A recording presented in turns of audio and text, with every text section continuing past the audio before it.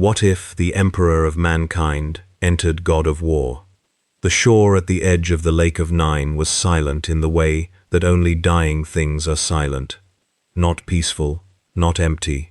Silent the way a wound is silent in the moment before the body understands what has happened to it.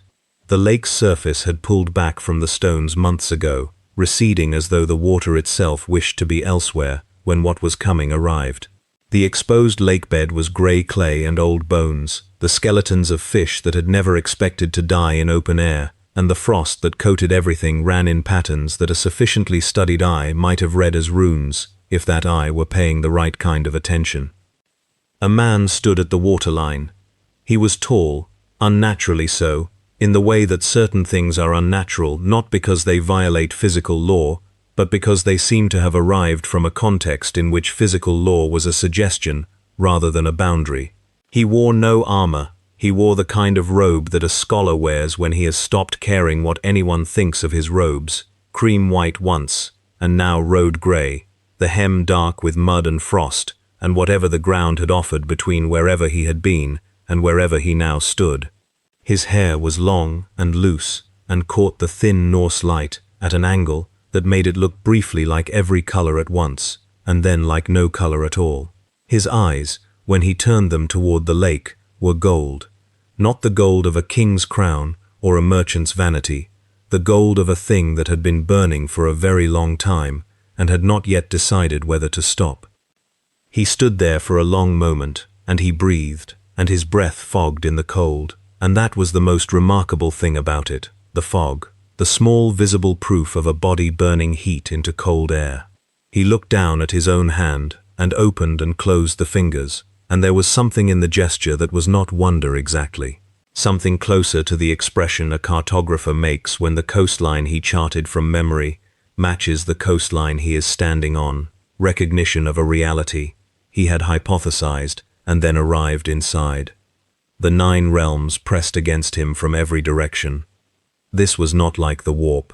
The warp was hunger wearing the mask of metaphysics, desire and madness and ancient spite, given the architecture of a parallel dimension, and he had spent more than 30,000 years learning its grammar, threading his will through its currents like a needle through screaming flesh. He knew the warp the way a surgeon knows disease, intimately, with the profound cold competence of someone who has learned a terrible thing completely in order to defeat it. This was not that. The 9 realms had weight, narrative weight, the kind that pressed against the mind the way deep water presses against a diving body, a cumulative density of stories told and believed and bled over until the believing had worn grooves into the substance of the cosmos itself. Odin had hung from Yggdrasil for 9 days, and the tree had kept the record. Thor had crossed the void between realms so many times that his passage had left impressions in the dimensional membrane like footprints in fresh clay. The gods here were not entities that had risen from mortal imagination and then turned predatory, wearing belief as sustenance. They were woven into the fabric. They were the fabric, in places. Burn them, and you burned the narrative load-bearing walls of a cosmology that had been standing longer than the Imperium had existed. He felt the All-Father's gaze within the hour, 2 ravens, circling. He did not look up. Instead he walked, following the lakebed toward the tree line, and within 20 minutes he had found the shrine, and within 21 minutes he had found what was hanging from it. A sack of rough canvas, bound with a cord that had been knotted by someone who took their knots seriously. The sack was moving slightly, with the particular movement of something that resents being a sack. "I can hear you breathing," the sack said, in Norse, accented by something that suggested its speaker had been fluent in every language that had ever been worth speaking.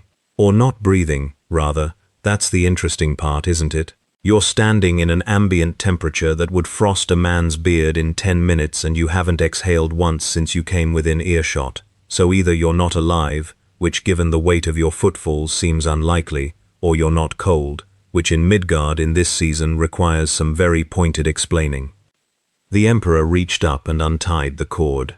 The head that emerged from the canvas was bearded, rust-red going grey, with eyes that had the particular quality of eyes that have seen a great many things and filed all of them efficiently and are now in the process of sorting this new thing into the correct category. The head examined him, up, down, the golden eyes, the height, the robe, the complete absence of visible weapons, the quality of attention he directed at everything he looked at. "Well," Mimir said, "you're not Norse." "No," the Emperor said. His voice was very quiet. This was not the quietness of a man who rarely spoke. This was the quietness of a voice that had learned, over an extremely long time, that volume was a crutch, and that words spoken softly into careful silence carried farther than words shouted into noise. "You're not Aesir, you're not Vanir, you're not a giant, you're not one of Freya's lot, and you're not," Mimir paused, "anything I have a name for, which is saying something considering I am, without excessive immodesty, the smartest man alive, albeit in a somewhat reduced circumstance." He looked at the Emperor's belt, where he had, with pragmatic efficiency, already clipped the carrying cord. "You've hung me from your belt. You were in a sack in a tree," the Emperor said. "This is better." "That is arguably true," Mimir said, and he could hear the man deciding something, turning it over in that extraordinary mind, examining it from the angles available to a decapitated head who had been inside a canvas sack for what was clearly a substantial duration. "You know what you remind me of, big man, and I mean this as the sort of observation that comes from a long life of watching the particular loneliness that afflicts people who are too clever for the company available to them. Tell me." "You remind me of myself, about 300 years ago, trying to have a conversation with Odin, and I am not," Mimir said, very precisely, saying that as a compliment to Odin. The Emperor said nothing for a moment. The frost crackled under his feet. Somewhere in the distance, a tree fell, though there was no wind, and the sound of it was wrong, in the way sounds in the 9 realms were frequently wrong, too resonant, as though the world were slightly hollow, and everything was happening just slightly too close to the surface. "The All-Father's ravens watched me arrive," the Emperor said. "Of course they did," Mimir said. "Odin has been watching everything that moves in Midgard since before your grandmother's grandmother was a thought in someone's optimistic head. That's not the worrying part." He paused. "The worrying part is that you're something the ravens will have had no category for. Odin catalogues things he understands and plans around things he fears. The things he can't categorize are the things that make him do something sudden." "How sudden?" "He started a war with the Vanir because of a prophecy," Mimir said. "He hung himself from a tree and stabbed himself with his own spear for 9 days, to learn runes he already suspected he'd misinterpret. Odin's sudden, big man, is a horizon-spanning event. You should know that now, before this becomes complicated." "It is already complicated," the Emperor said. "Aye," Mimir said. "It usually is, with people like us." And in that single syllable of inclusion, in the us, something passed between them that was not friendship and was not allegiance, but was something more durable than both. The recognition of architecture, the moment when a mind of extraordinary capability encounters another mind of extraordinary capability, and both minds adjust their models simultaneously to account for the new variable. The Emperor walked, and Mimir talked, and between them they began the long process of mapping the ontology of a universe that neither of them had fully chosen to enter. 3 days passed before the road to Jotunheim crossed their path. Or rather, before their path crossed the road to Jotunheimer, which is a distinction that matters in a cosmology, where roads remember the feet that have walked them, and Yggdrasil's roots go places they were not explicitly invited. The Emperor heard them before he saw them. 2 sets of footsteps, one deliberate and heavy as the specific category of boulder that has decided it is going somewhere, one lighter and quicker, and belonging to someone who had not yet learned to weight their steps with everything they carried.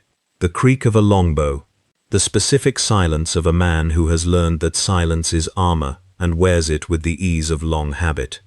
He stopped on the path and waited. Mimir, hanging at his belt, said quietly, "I know those footsteps." "I thought you might," the Emperor said. They came through the trees, and the first thing the Emperor registered was the axe. The Leviathan axe, frost-rimed, hanging at the larger man's belt with the casual ease of a limb that had been reattached so many times the body had stopped noticing the seam.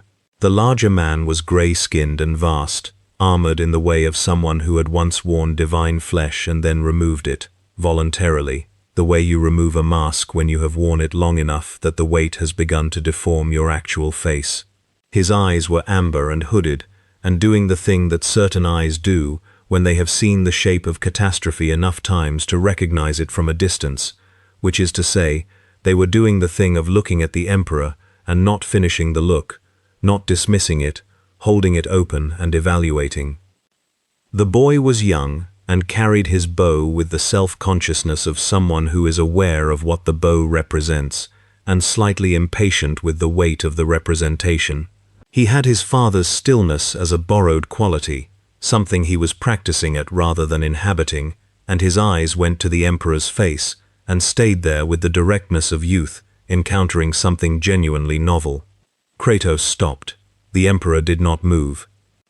Mimir said, "Brother, you're looking well." Then, to the Emperor, with the elaborate casualness of a man introducing two volcanoes to one another, "That is Kratos, the ghost of Sparta, formerly the god of war, currently a man trying to reach Jotunheimer. The young one is Atreus, his son. They are, and I mean this without any shade of exaggeration, the most consequential pair of individuals currently walking Midgard, and you should know that before you say anything." Kratos looked at the head hanging from the Emperor's belt. "Mimir," he said, and there was the entire texture of a very complicated ongoing relationship compressed into the single word. "I've found someone interesting," Mimir said, which is, I will point out, not a sentence I have ever had occasion to say carelessly. The fire they built was at the edge of an old campsite, the stones of a previous ring still visible under an inch of frost, and they sat across it from one another, and the silence between them was the kind of silence that has content. Both of them had stopped enough wars to recognize when a war was not the right instrument. Neither of them was comfortable with the alternative. Atreus watched the Emperor with undisguised curiosity. "Who are you?" he asked, with the directness of someone who has learned that the indirection adults favor frequently wastes enormous amounts of time. "I am a man," the Emperor said, and the inflection on the word was very specific, the inflection of someone for whom the statement was a position taken rather than a description offered. Kratos's eyes moved to him. "Men do not look like you." "No," the Emperor agreed. "But I was a man before I looked like this. The looking like this came later. What I am now is what I chose, rather than what I was made." He paused. The distinction matters. Something shifted in Kratos's expression, not softened. That was not a word that would have applied to anything in or around Kratos's face. But something that had been closed moved, fractionally, toward open. The way a door moves when someone knocks on it in a way that sounds like someone who has lost something, rather than someone who wants something. "You have destroyed a pantheon," Kratos said. It was not a question. "Multiple," the Emperor said. "And your people survived it." A long pause. The fire crackled. The frost pressed in from all sides. "Some of them," the Emperor said. Kratos nodded very slowly, the nod of a man filing information that confirms a hypothesis he found no pleasure in forming. He looked into the fire. He did not say anything for a long time. "He thinks you're playing at mortality," Mimir said, to the Emperor, with the cheerful precision of someone for whom social combustion is primarily an intellectual phenomenon. "He can tell, you know. He was a god once. He knows what it looks like when the inside doesn't match the outside." "Let him speak for himself," the Emperor said, without irritation. "He spent centuries being worshipped," Kratos said, still looking at the fire. "The worship changes you. It becomes the structure you think through. You begin to see yourself the way your worshippers see you." He looked up. "And then you cannot stop, even when you want to, even when you know what it costs." "I know what it costs," the Emperor said. "You wear it like a coat," Kratos said. "You think taking off the coat is the same as not having worn it." The silence that followed was not hostile. It was the silence of a wound being examined by someone qualified to examine it, which is in some ways a more intimate silence than any other kind. Atreus was watching his father with the particular attention of a son who is hearing his father say something that his father has never said, and the emperor watched the boy watching the man and understood, with the particular precision of a mind that had been reading the interior lives of human beings since before the boy's mythology existed, what was being given and what was being withheld in the space between the two of them. "The boy carries more than you've told him," the emperor said. Kratos's gaze came back to him, heavy, warning. "I can see it," the emperor said, not unkindly. "I have been reading the weight people carry since before the first stone of Sparta was cut. I am not criticizing, I am observing." A pause. "I have sons I did not protect with truth. I understand the mathematics. Tell yourself the silence is armor, and eventually the silence becomes the wound." The fire popped. An ember landed on the frost and died. "You know nothing of my son," Kratos said. "No," the emperor said, "but I know that, specifically that." The first raven appeared at the edge of the firelight 20 minutes after the conversation reached its uncomfortable truth. Then the second. They sat in the branches above the camp and did not behave like ravens. They sat with the specific stillness of recording devices fulfilling their function, black eyes moving between the four figures at the fire, with the methodical thoroughness of indexing. Mimir said, very quietly, "He's listening." "I know," the emperor said, without lowering his voice. Atreus had an arrow knocked before the end of the sentence. "Not yet," the emperor said. "They're his eyes," Atreus said. "I know what they are," the emperor said. "Killing them accomplishes nothing except announcing that we know we are being watched, which he already suspects." He looked at the ravens. "He is trying to categorize me. He has had centuries of practice categorizing things. What he cannot categorize frightens him, and a frightened Odin is a problem for everyone in the 9 realms simultaneously. So we let him watch," Kratos said. The flat inflection said what his face didn't, which was that he found letting Odin watch to be approximately as comfortable as open surgery. "We let him watch," the emperor said, "and we let him see exactly what he needs to see to understand that interfering with us is a catastrophic strategic error, and then we hope that understanding arrives before his fear does." "And if it doesn't?" The emperor looked at the ravens, and the ravens looked at him, and somewhere in Asgard, the All-Father leaned forward on his throne. "Then we have a different conversation," the emperor said. The ravens were gone by morning, and Odin had already begun to move. What the All-Father set in motion first was not war but weather. This was his particular genius and his particular cruelty.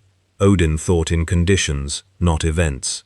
He shaped the field before the battle, altered the probabilities, narrowed the corridors of possible futures until only the corridor he had chosen remained navigable. He had done this with the Aesir-Vanir War. He had done it with every binding and prophesied death and strategic marriage and cultivated betrayal that had given him his current grip on the 9 realms. He was, in the truest sense, the first strategist, and he had spent centuries in circumstances that would have destroyed anything less meticulous.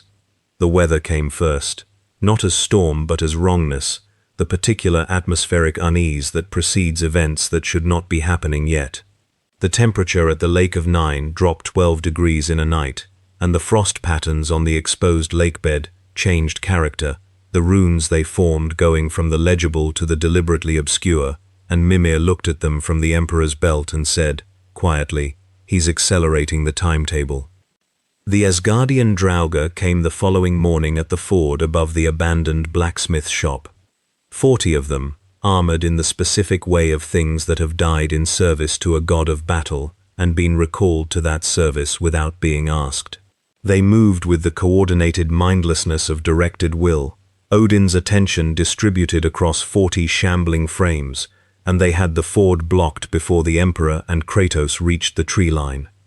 Kratos read the deployment in the time it took him to see it, and moved immediately, without consultation, which the Emperor noted not as rudeness, but as the deepest expression of a man's character. Kratos did not hesitate. Hesitation had been removed from him by the particular education of a man who had fought gods and found that the primary lesson was that the space between recognition and action was the space where everything went wrong. The Emperor stood at the tree line and assessed. The Draugr were not demonic entities. They were narrative artifacts, animated dead sustained by the weight of a story that said the dead served the Allfather, and the Emperor felt the difference between them and the warpspawn he had destroyed across 30,000 years of relentless war. There was no ruinous power here to extinguish. There was instead the particular density of old belief, acting as the scaffolding for old violence, and burning the scaffolding would not end them. But Kratos didn't need to burn the scaffolding. He needed only to wreck them. The Leviathan axe left his hand before the first Draugr reached the bank. It passed through 3 armored bodies in a line, the frost enchantment detonating against the second in a burst that threw the ones flanking it sideways into the water, and Kratos was already at the bank and taking the first physical contact before the axe had finished its arc. His shield came up. The Draugr's blade scraped across its rim, and Kratos pivoted and drove his elbow through the thing's neck with the efficient brutality of someone who has reduced the vocabulary of violence to its absolute essential syllables. The axe returned to his hand. He threw it again. The Emperor watched for 3 seconds, and those 3 seconds were sufficient to understand several important things about Kratos of Sparta. He did not fight with the performance of divinity. He fought with the muscle memory of a man who had bled enough times to understand that the body was a tool, and the tool needed maintaining, and the maintenance was a daily practice. There was a profound democracy to the way he moved.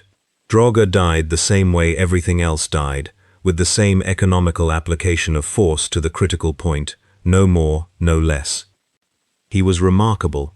He was also going to be overwhelmed within 90 seconds because there were 40 of them, and the ford was narrow enough that flanking required entering the water, and the water was very cold and beginning to freeze. The Emperor stepped out of the tree line. He had not used his power since arriving, not fully, holding it muffled under the weight of 9 realms metaphysics, the way you hold a lantern under your coat in rain, less to hide it than to avoid flooding a space built for candlelight with industrial illumination.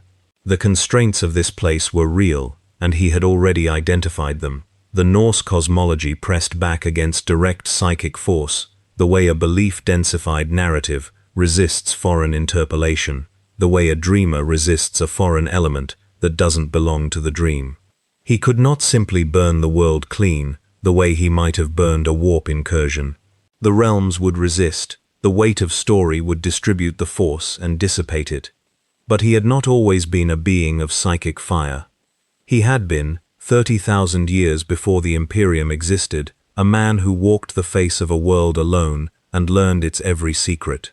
He had been a warrior before he was a god-emperor, and he had been mortal before he was a warrior, and somewhere under all the accumulated centuries of necessity and sacrifice, and the progressive architectural transformation that had replaced his humanity with something large enough to carry 10,000 years of species-level burden, the core that had started it all was still present. He called it up now, not the fire, the other thing, the thing underneath the fire. The first Draugr that turned toward him found his hand around its neck before it completed the turn. The Emperor's grip was not psychic, it was physical. The physical strength of something that had rebuilt its body across 30 millennia of continuous use, that had once stood on the surface of old Earth and held the line when there was no one else left to hold it. He lifted the Draugr. He brought it down. The forge shook. The Draugr that had been advancing toward his position stopped for a beat, that curious half-moment when even animated dead processed an unexpected environmental change, and the Emperor moved into that half-moment with the particular efficiency of a mind that did not waste the space the universe offered. 3 of them came at once. He took the first blow against his forearm, felt the blade skate off without penetrating, and drove the heel of his hand through the Draugr's helm. The second blade he caught with his other hand, fingers closing around the edge, and he turned, using the Draugr's own momentum to introduce it to the ford stones at velocity. The third he simply walked through, pushing it backward with a force that had nothing ornamental about it and everything structural, the force of a body that knew exactly where its weight was and how to apply it. Kratos was looking at him. 40 Draga had become 26. The Ford was littered with the temporarily disabled, the truly destroyed, and the components thereof. They finished it together, and they didn't plan the coordination, and they didn't negotiate the division of the work. They simply moved, and the work organized itself around their movement, the way two currents in the same river find their courses without consulting one another. When it was over, Kratos stood at the bank and looked at the Emperor for a long time. "You didn't use your power," he said. "Not quite a question." "Not primarily," the Emperor said. "You could have." "This place resists it," the Emperor said. "The metaphysics are different. Direct force dissipates against the narrative weight," he paused, "and I wanted to see how you fought." "And you waste nothing," the Emperor said. "It is remarkable. Most beings of your capacity accumulate the habits of invincibility over time. The assumption that the body is inexhaustible because it has survived everything so far. You fight as though you are still capable of losing." "I am," Kratos said. "I know," the Emperor said. "That is what makes you remarkable." They were attacked again at dusk, and again the following morning, each time by constructs that bore Odin's fingerprints in their deployment and his mind in their coordination, and each time the Emperor fought without fully unmasking what he was, holding the vast majority of his capability behind the 9 realms' metaphysical resistance, learning the constraints, testing the margins, mapping the territory. Mimir watched all of it from the Emperor's belt with the expression of a man watching a chess game between two players who are both capable of upending the table and choosing not to. "You're being careful," Mimir said on the third evening, while Atreus slept against a tree and Kratos kept watch, and the Emperor sat by a fire and stared into it with the particular quality of attention of a being that had not slept in approximately 30,000 years and had reached a kind of peace with the situation. "This is not my cosmology," the Emperor said. "I have no claim on its resolution. Acting carelessly in a system I don't understand is how you destroy what you came to preserve." "And what did you come to preserve?" A long silence. The fire spoke in it. "I'm not certain I came for any reason," the Emperor said. "I arrived. The difference between the two is significant." Another pause, this one with the particular texture of honest uncertainty, which was a texture he rarely wore, and wore now with the carefulness of something fragile. "But now that I am here." "Now that you're here," Mimir said. "The boy," the Emperor said, "and the man, and whatever this is between them, that neither of them has finished saying." He looked at the fire. "I have had sons. I have had soldiers. I have had billions of human beings whose survival required my continued function, and whose deaths I was sometimes personally responsible for, in ways I will carry until the end of whatever I am." The words were stated without effect, the pure factual weight of a being giving the truth the credit of directness. "I did not always choose well. I chose necessary. Those are not always the same choice." Mimir said nothing for a moment, then, "He's trying to tell the boy something he hasn't found the words for." "I know, and you think you can help." "I think," the Emperor said, "that I have been the man in his position. The man who looked at what he had made of himself in service to something necessary and could not find the language for the cost that had been paid in becoming it, because the language would require acknowledging that the cost was real, and acknowledging that the cost was real would require sitting with the grief of it, and sitting with the grief of it would require stopping, and stopping was the one thing he could not do, because everything that needed saving was still out there and still needed saving." The fire crackled. "And did you ever stop?" Mimir asked. "No," the Emperor said. "Is that the lesson?" "I don't know," the Emperor said. "I think the lesson might be different for him. I think he might be capable of something I was not." He looked toward where Kratos sat in the dark, the vast still shape of him against the tree line, the amber eyes that caught no light and needed none. "I weaponized everything I loved. He is trying to love something he hasn't weaponized.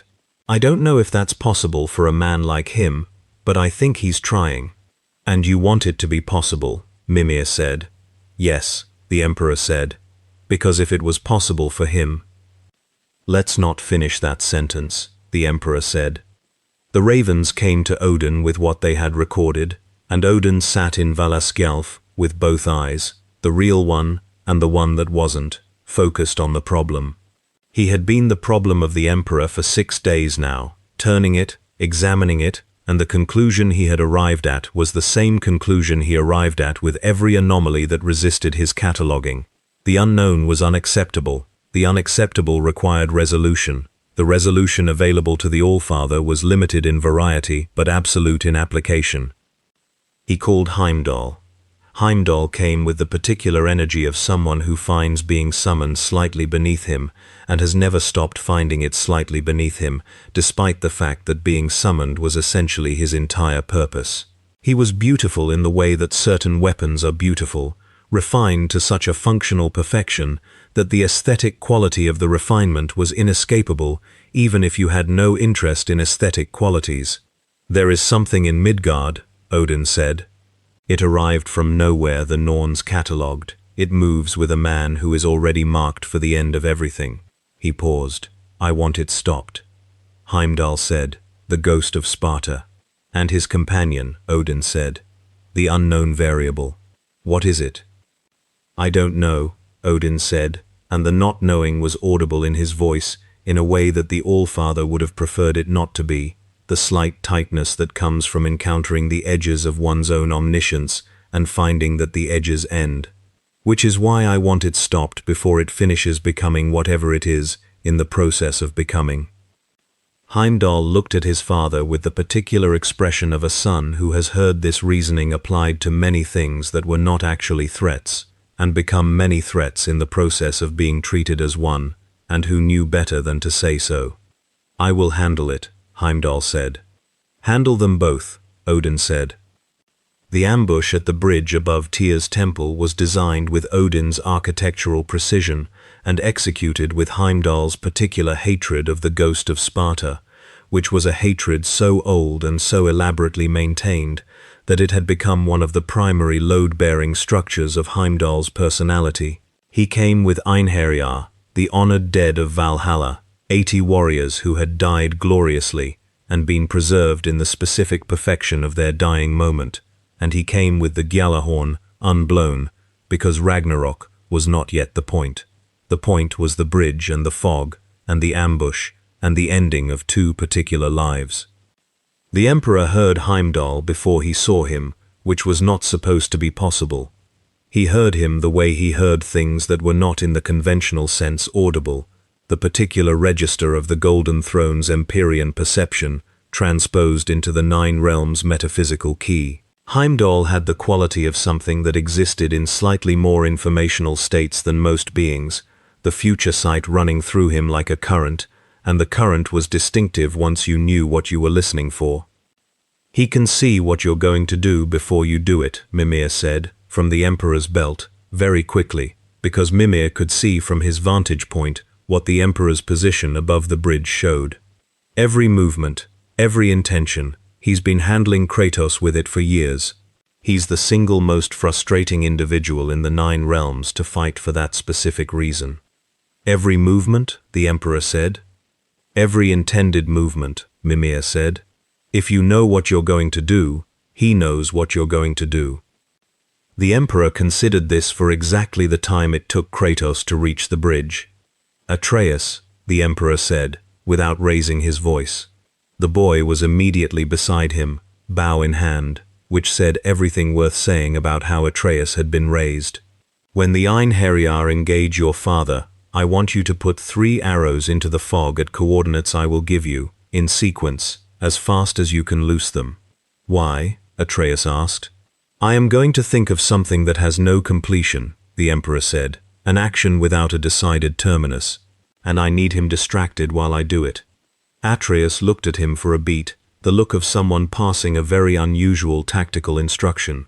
Then he knocked an arrow and said, ready, because Atreus was, fundamentally, someone who understood that hesitation was its own kind of failure.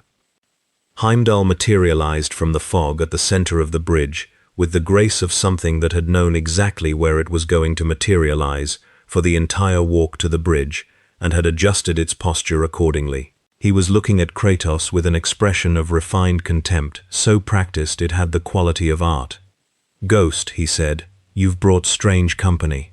Kratos said nothing. He had the axe in his hand. "The Allfather sends his regards," Heimdall said, "and his very sincere recommendation that you stop walking toward Jotunheimer." "The Allfather," Kratos said, "can come himself." Heimdall's eyes went to the Emperor with the specific movement of eyes doing a calculation. He held the look for a moment. Then the future sight processed it, and something shifted in his expression, a barely visible alteration of the certainty that was his primary feature.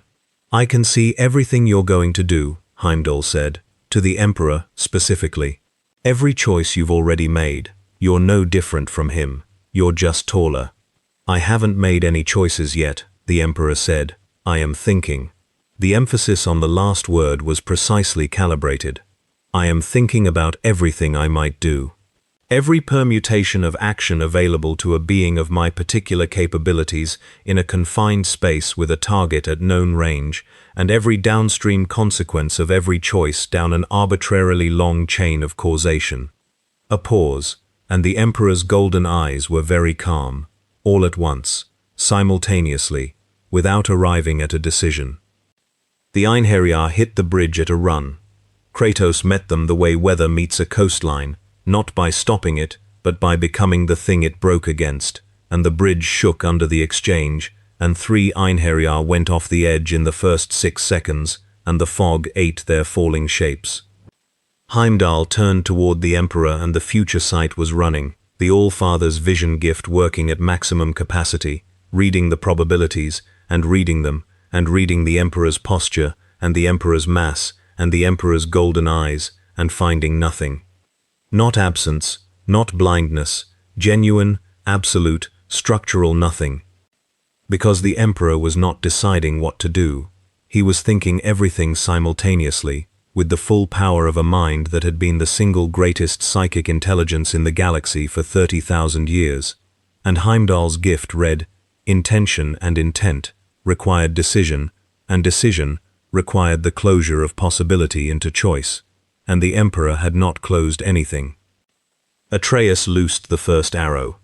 It hit the fog at the coordinates the Emperor had given him, the light-tipped arrow Atreus favored detonating, in a burst that filled the bridge with white light, and Heimdall's attention moved to it, for exactly the time it took him to read it as harmless, and in that time. The Emperor chose. The blow was not fire.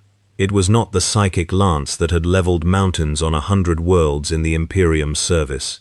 The 9 realms would have cushioned it, distributed the force into the narrative substrate, turned the cosmic into the merely significant. So it was not the fire. It was his hand, moving with 30,000 years of practiced violence behind it, and it found the exact point on Heimdall's sternum where the future sight's attention was not, because the future sight required the present to reflect the future, and in the instant of Atreus's arrow, Heimdall's present had been momentarily redirected, and the Emperor's hand struck exactly there. Not Leviathan axe force, not golden fire burning the world, the specific brutal physics of a body that had been built for a purpose across an incomprehensible duration and applied at the precise point where Heimdall's divine certainty had been briefly absent. Heimdall left the bridge in a single unplanned trajectory. He hit the wall of the temple approach 40 feet from the bridge, and the stone accepted his impact with the particular generosity of stone that has been built to last. He was not dead. He rose, which said everything about what he was made of. But the Einherjar were gone, 14 of them definitively, and the rest scattered, and Kratos was already reading the moment, already understanding that the window was brief, and the bridge was the bridge, and the path to Jotunheim required the bridge. "We go," Kratos said. They ran. Heimdall, pulling himself from the rubble of the temple wall, watched them cross, and felt the future sight running across the trajectory of events, and found, for the first time in his existence, a shape he could not read to its conclusion. The tall, golden-eyed stranger was in it, and the shape went dark where he was, a deliberate void in the All-Father's prophecy. He put the Gjallarhorn to his lips. The sound of it crossed every realm simultaneously.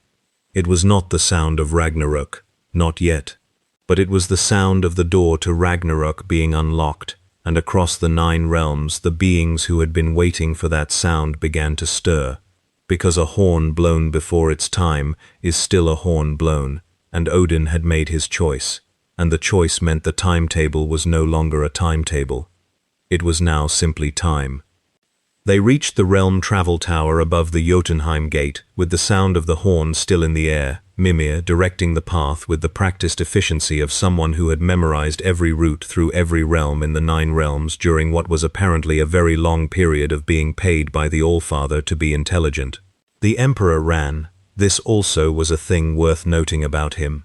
He had spent so long as something that did not need to run, that the running had the quality of a deliberate choice, a thing being done because it was appropriate rather than because it was necessary, and in that choice was a kind of humility that Kratos, watching from the corner of an eye, did not miss. Atreus reached the gate mechanism first, and his hands found the runes with the surety of someone who had been born knowing things he hadn't been taught, and the gate shivered, and the world between worlds opened. The cold that came through was not Midgard cold. It was the cold of Jotunheimer, the realm of the giants, the cold of something very old and very large that had decided it was done being gentle about it. And through the cold came the first wave. Odin had not waited. The constructs that poured through the space above the gate were Asgardian in origin, and Odin's desperation in their deployment, the particular kind of force that a strategist sends when he has run out of elegant options and has arrived at the expensive ones. Valkyries, 7 of them, their wings cutting the air above the approach, their spears already falling, the cold light of Asgard's war divinity in their eyes. Kratos met the first before her spear completed its arc. The Leviathan axe came up and the spear shattered against it, and the Valkyrie's follow-through carried her into Kratos's counter at a point she had not planned on, and the sound of the collision was the sound of something designed for absolute victory, encountering something that had already won every fight it was ever in, and learned from every single one of them. She was fast. She was very fast. Kratos was faster through being more deliberate, the economy of motion that was his primary gift applied to every block and counter, and the specific angles of force that divine armor was not designed to simply absorb. The Emperor looked at 7 Valkyries and 1 Kratos, and the gate mechanism that Atreus was trying to complete with shaking hands, and made a decision. He opened the door. Not the door to the gate, the door he had been keeping closed since he arrived in Midgard. The vast muffled psychic light that he had been holding, banked under the weight of 9 realms metaphysics, the 30,000-year fire that was the byproduct of a human being who had decided that humanity was worth saving and had paid every imaginable price for the following through. It came out in a different form here, because the cosmology demanded translation, because the 9 realms ran on story and sacrifice, and he could not simply import his own grammar. What came out was not the direct beam of a psychic assault against the warp, it was the weight. The narrative weight of a being who had been carrying everything that mattered for longer than most myths had existed, and who released that weight not as a weapon but as a presence. The sky above the gate went white, not the white of fire, the white of a moment of absolute consequence, the color of the instant in a story when everything that has been building reaches the point of irreversibility. The Valkyries felt it as what it was, the pressure of something that did not belong to any prophecy they had been woven into, a presence that the Norns had never threaded into the tapestry because the tapestry had been laid before it existed. 3 of them pulled back. The 4 who didn't found Kratos waiting for them with the axe and the full vocabulary of a man who had been holding himself in reserve. The Valkyrie captain, the one who had been leading the formation, turned toward the Emperor, and what was in her eyes was not strategy, it was recognition. The recognition of something older than her war, and older than her pantheon, encountering something older still. She said, in Old Norse accented by the weight of several centuries of absolute faith in the Allfather, "What are you?" Tired, the emperor said, and he struck. The blow he gave her was not the casual efficiency he had given Heimdall. It was the full application of the power this place would accept from him, the narrative-translated weight of 30,000 years of purpose given physical form in one strike, and the strike landed at the center of her divine architecture, and the world shook. She went down to one knee, not destroyed. These were not creatures of the warp, and he could not unmake them. But she was down, and her wings were folded, and the three Valkyries who had pulled back looked at that and made the calculation that only very capable beings make when they encounter something beyond their modeling, which is the calculation of immediate and graceful withdrawal. They took the captain with them. Atreus completed the gate sequence. Jotunheimer opened. And then something extraordinary happened, which is to say, something that even Mimir, who had been the smartest man alive for several hundred years and had indexed a truly exhaustive collection of extraordinary things, would later describe as genuinely novel. The emperor stopped. He was at the gate, the light of Jotunheimer falling across his face, gold and cold and ancient, the realm of the giants offering itself to the next step of the journey he had not planned to be on. And he stopped. And he looked back at Midgard, at the frost and the dead constructs and the stone of Tyr's bridge and the sky above it that was the grey of a world 3 days from its ending, and he was still for a long moment that was not the stillness of indecision. "You're not coming," Kratos said. "You're not." It was not entirely a question. Kratos read people the way he had learned to read battlefields, which was by looking at where the weight was. "Your path to Jotunheimer is yours," the emperor said. "What is at the end of it is between you and your son. I have no place in that room." He paused. "But I have a place in this one." He turned and looked at the gate, then at Midgard, then at both of them together. "The horn is blown," he said. "The timetable is broken. Whatever Odin was managing with his engineering of the end is now loose in the world ahead of his capacity to manage it. And he will attempt to restabilize it. And the first thing he will destabilize in order to restabilize it is everything between here and Asgard. You're going to stop him," Atreus said. "I am going to complicate him," the emperor said. "There is a difference. He is the All-Father, and this is his cosmology, and I do not have the standing or the ability to simply override it." The golden eyes moved to Kratos. "But I can be the variable the Norns didn't weave in. I can be the thread that isn't in his tapestry. I can give you the time you need." Kratos looked at him for a long moment. "You have no claim on this world," Kratos said. "No," the emperor said. "You have no people here, no empire, no purpose." "No," the emperor said. "Then why?" The emperor was quiet for long enough that the question had time to sit in the air between them and be a question rather than just words. "Because the boy is going to scatter those ashes," the emperor said, finally, "and that will matter. What that becomes will matter. And I have spent 30,000 years doing things that mattered, at a scale that required me to set aside almost everything else, and perhaps it is possible." He paused, and the pause had something genuinely unguarded in it, the quality of a truth being said for the first time to someone capable of receiving it, that it is also possible to do a thing that matters at a smaller scale. For a reason that is simply that it is the right thing, not because it serves the greater architecture, not because the calculation requires it, because a man and his son have earned the time to reach the end of their road. Kratos stood with his hand on the gate and looked at the Emperor of Mankind, and what was in his expression was not gratitude, because Kratos did not traffic in gratitude as an expression, but something that sat in the space where gratitude and recognition and the specific pain of being seen accurately by someone who has no reason to see you kindly all converged. He nodded. One nod. Then he went through the gate, and Atreus went through after him, and Mimir, before the Emperor removed him from his belt and held him out, said, "I'll go with them. They'll need navigation." Then, quietly, "What you said, about the smaller scale." He paused. "I think that was true. I think you meant it." "I did," the Emperor said. "Good," Mimir said. "Hold the line, big man." The gate closed.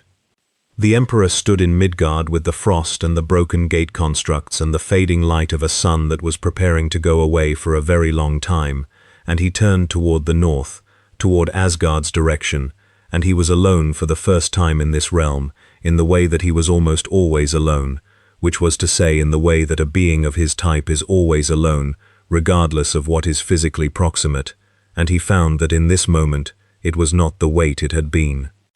He walked north. What followed was not a single battle.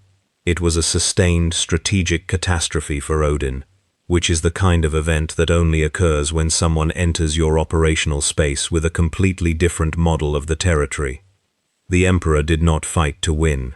He fought to confuse. He fought to be wrong in the ways Odin expected him to be wrong, and right in the ways Odin had no models for, and the combination was, for the All-Father's celebrated strategic mind, the cognitive equivalent of trying to read a language that shared your alphabet but had invented a grammar you had never encountered. Odin sent Einherjar by the 1,000, and the emperor moved through them without destroying them, because these were the honored dead of a people who had earned their place in Valhalla, and destroying them was not his purpose, and so he routed them, scattered them, sent them back to Odin not as casualties but as confusion, as data that said the variable was still active and still unreadable. He dismantled 3 of the gateway structures Odin had prepared for the early deployment of Ragnarok's cavalry, not with fire, but with the particular deep knowledge of structural architecture that came from having personally overseen the construction of the greatest fortifications in the history of human civilization. He knew how things were built to last, and he knew, from that same knowledge, exactly how they came apart. He faced Odin's seers in the forests east of Asgard's mortal approach, and did to their prophetic communications what he had once done to the 1,000 Suns sorcery at Prospero, which is to say, he inserted a counter-signal, a presence in the informational space that made everything their farsight read look slightly different than it was, angles changed by degrees small enough to seem like noise and large enough to matter in deployment. He was, for 6 days, the thing Odin could not pin. And Odin felt it, felt the edges of his own foresight encountering this blind spot again and again, and what Odin felt drove him from strategic patience into the thing that strategic patience is designed to suppress, which was the desire to act directly, personally. The Allfather came to Midgard on the 7th day. He came as a traveler, which was his oldest form, the grey cloak and the wide hat and the single eye, and the staff that looked like a walking stick and wasn't, and he found the emperor standing in a clearing by a river, where the frost had broken the banks, and the ice was new and blue, and the trees were bare, against a sky the color of old iron. They looked at one another. Odin was not what the emperor had expected, though he had expected to be surprised. He had the quality of great antiquity, not the grandiosity of divinity, but the specific compression of a being whose extreme age had concentrated rather than expanded him. Very little of him was wasted on appearance. Very little of him was wasted on anything. He was a man who had sacrificed himself to himself, who had made the cost of knowing everything, the continued payment of everything it cost to know it. The emperor, who had paid similar prices in a different currency in a different cosmos, recognized the accounting. "You are a threat to the tapestry," Odin said. "I am not in the tapestry," the emperor said. "That is different. You have been interfering with Ragnarok. I have been giving time to a man and his son," the emperor said. "Whether that interferes with Ragnarok is your interpretation of Ragnarok, which I understand is not an uncontested interpretation." Odin's single eye was doing what very old, very intelligent eyes do when they are genuinely analyzing something, which is to say, it was very still and very focused in a way that had nothing passive about it. "What are you?" "A man," the emperor said, "who has been necessary for too long." "That is not an answer." "It is the most honest answer I have," the emperor said. "I come from a place where the gods were born from human fear and hunger and desire and became predatory, and I have been fighting them for longer than your mythology has existed. I arrived here and found something different, found gods that were woven into the world rather than feeding on it, found a story with weight and consequence and a genuine end. He paused. I don't have a stake in which ending it is. That is not mine to govern. And yet you interfered. I gave a father time to say goodbye to his son at the top of the world, the emperor said. If that is the interference you are concerned about, then what you are protecting is not the world. It is your control of the world, and those are, he said it carefully, without cruelty, as a statement of pure observation, not the same thing. Odin was silent for a long moment. The river ran under the ice. Somewhere a raven called. I have bled for every piece of knowledge I possess, Odin said, and there was something in it that was not quite grief, but occupied the same address. I have given everything to see what is coming, to be ready, to hold the Aesir against the end. I know, the emperor said, I have done the same. For 10,000 years, and it cost me everything. It cost me my body, and my voice, and my sons, and my own mind, piece by piece, paid into the furnace of what was necessary. The golden eyes were steady, and I would do it again. I would do it again, because it was necessary, and it saved what was worth saving, and I do not regret it. A pause. But I know what it took, and I know what it left, and I know the thing that it cannot give back, which is the knowing of whether any of it was worth it from any vantage point, except the one that is your own. The wind moved through the bare trees. You had a son, Odin said, quietly. Several, the emperor said, in many senses of the word. And you did not protect them. I protected what they needed to be protected from, the emperor said. It is not the same as protecting them. The weight of it was in his voice in the way that weight is in stone, present, structural, not going anywhere. He is trying to do the second thing, the harder thing, and I cannot tell you whether he will succeed, but I can tell you that watching him try is the closest I have come to understanding what I should have done differently. Odin stood in his grey cloak in the frost of Midgard and looked at the emperor with the expression of a being who has spent so long being the smartest thing in the room that encountering something that might be smarter has the quality of vertigo, and decided, and the decision was visible in the specific way he stopped arguing, which was completely and immediately. You will leave, Odin said, when it is done. I have no reason to stay, the emperor said, and if I let them finish what they are finishing, then the ending is what the ending is, the emperor said. Whatever the Norns wove, whatever your prophecies say, it unfolds as it must. I have no interest in overwriting your cosmology. I have no tools for it, and no authority for it, and no desire for it. He looked at the Allfather with the full weight of his golden gaze. But I will not pretend I did not see what I saw. And I will not pretend that the man and his son are not worth the time I gave them. Odin looked at him for a long moment. Then the Allfather turned and walked back into the trees and did not look back, and the ravens circled once above the clearing and followed him. The emperor stood alone in the frost. He understood, with the particular clarity of a being that had been reading the shape of endings for a very long time, that Odin would not stop. The Allfather could not stop, because stopping was not in the architecture of what he had made himself into. He would find another angle, another lever, another way to bring the variables into alignment. That was what he was. That was what he had made himself into. That was the price he had paid for 30,000 years, and there was no repenting of it at the 11th hour. But he would stop, today, for long enough. The gate above Jotunheimer opened, and Kratos came back through it alone, because Atreus's path had diverged at the peak, which was what it was supposed to do, and what remained of the journey was Kratos's, and the weight of what he had carried to the top of the world, and left there with his son's mother's ashes. He found the emperor at the gate. He said nothing for a long time. He looked at Midgard, at the frost and the grey sky, and the Fimbul winter beginning to show its first real intentions at the horizon, the particular quality of cold that was not simply cold, but the world's body temperature dropping toward a thing it had never been before. It's done, Kratos said. Yes, the emperor said. Kratos looked at him. You held the line. For a while, the emperor said. Odin will not stop. You know that. I know. "What you did at the top of that mountain," the emperor said, "what you chose to say and to be and to show him, that was the harder thing." He paused. "I wanted you to know that I saw it, as someone who did not always choose it." Kratos met his eyes, the amber eyes and the golden eyes, holding the same weight in different metals. "What you did," Kratos said, after a long moment, holding the line.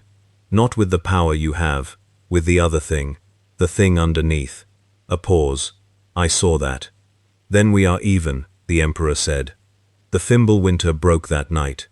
The first true snow of the end of an age came down across every realm, and the cold that had been waiting at the edges of the world moved to the center, and the sky above Midgard went white and stayed white, and across the 9 realms the long machinery of Ragnarok began the slow, inevitable, story-required motion of its ending.